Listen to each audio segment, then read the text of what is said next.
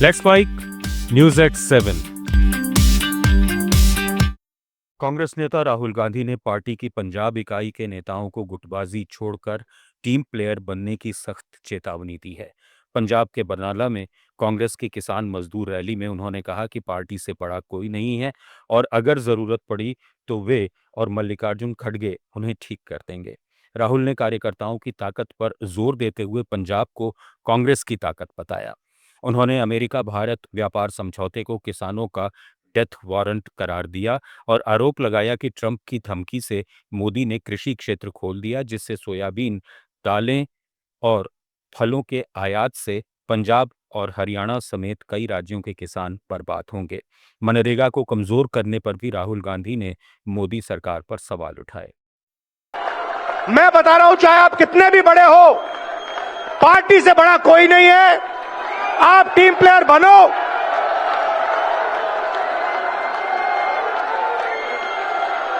और नहीं बने तो फिर खारगे जी और मैं आपको ठीक कर देंगे।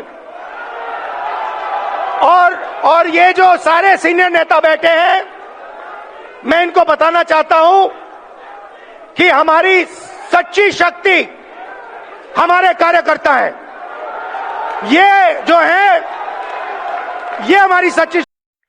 उधर कांग्रेस अध्यक्ष मल्लिकार्जुन खड़गे ने मोदी को सरेंडर मोदी करार दिया। खड़गे ने कहा कि भगत सिंह ने एकजुटता का संदेश दिया था, लेकिन कुछ लोग उनका फोटो लगाते हैं पर सिद्धांतों पर नहीं चलते, जबकि मोदी जी उनका नाम लेते हैं लेकिन काम उल्टा करते हैं। उन्होंने आरोप लगाया कि पंजाब में खून खराबा, रेप हो रहे हैं और राज्य सरकार चुप है क्योंकि ये बीजेपी की बी टीम है।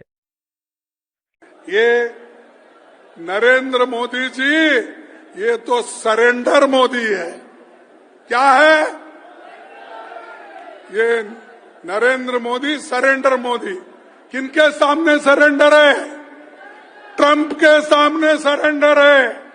वहां तो सर झुका रहे हैं, नाक रगड़ रहे हैं। जो ट्रंप कहता है वो सुनते हैं, जो ट्रंप कहता है वो करते हैं, और ये ऐसा देश को बेचने का काम कर रहे हैं। कांग्रेस सांसद प्रियंका गांधी वाड्रा ने वायनाड भूस्खलन पीड़ितों के पुनर्वास को लेकर कहा है कि यहां पेड़ लगाए जाने चाहिए।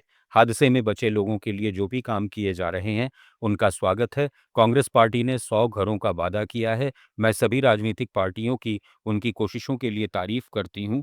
दुर्भाग्य से केंद्र आगे नहीं आया है।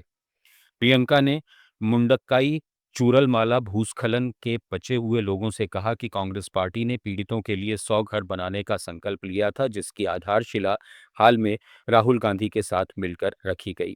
ये घर 1100 वर्ग फुट के होंगे और प्रत्येक को 8 सेंट भूमि मिलेगी। उन्होंने सभी पार्टियों की राहत प्रयासों की सराहना की, लेकिन केंद्र सरकार पर निशाना साधते हुए कहा कि केंद्र ने पर्याप्त सहायता नहीं दी और राहत प्रक्रिया धीमी रही।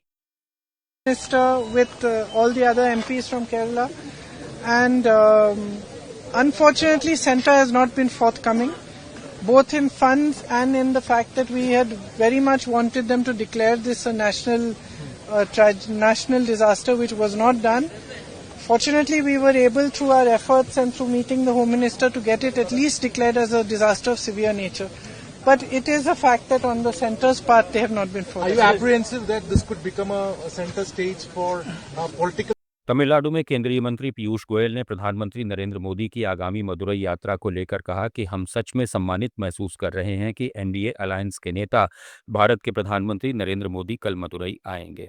ये शर्म की बात है कि डीएमके सरकार ने इस शुभ समारोह की इजाजत नहीं दी और रास्ते में रुकावटें डाली, जिससे तमिल गर्व, तमिल संस्कृति और तमिलनाडु के लोगों को ठेस पहुंची है।